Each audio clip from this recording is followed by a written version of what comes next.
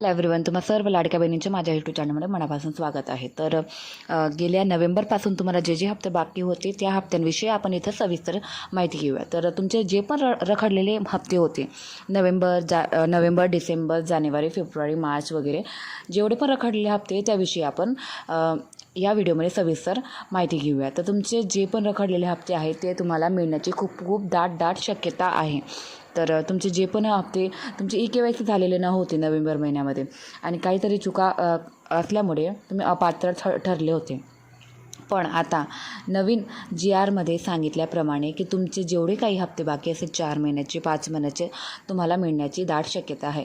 जेवढे पण आहे त्या महिन्यांप्रमाणे तुम्हाला तुमच्या बँक खात्यांमध्ये येण्याची शक्यता आहे. तर इथं KYCची मुदतवाढ करण्यात आलेली आहे. त्यानुसार तुम्हाला एप्रिलपर्यंत KYC करून घ्यायचं आहे. फक्त 5 मिनिटामध्ये KYC तुम्ही पोर्टलद्वारे करू शकतात किंवा त्यांची ऑफिशियल जी वेबसाईट आहे त्याद्वारे तुम्ही करू शकता. त्यासाठीचा मी डिटेल व्हिडिओसुद्धा तुम्हाला माझ्या चॅनलवरती मिळून जाणार. तर KYCची प्रक्रिया करताना फक्त तुम्हाला कॉन्टॅक्ट नंबर आणि तुमचे आधार क्रमांक प्लस OTP लागणार आहे. आणि जे पण आहे जे तुमचे वडील आहे किंवा हस्बंड आहे त्यांचं आधार कार्ड आणि OTP वगैरे बस तेवढंच लागणार आहे.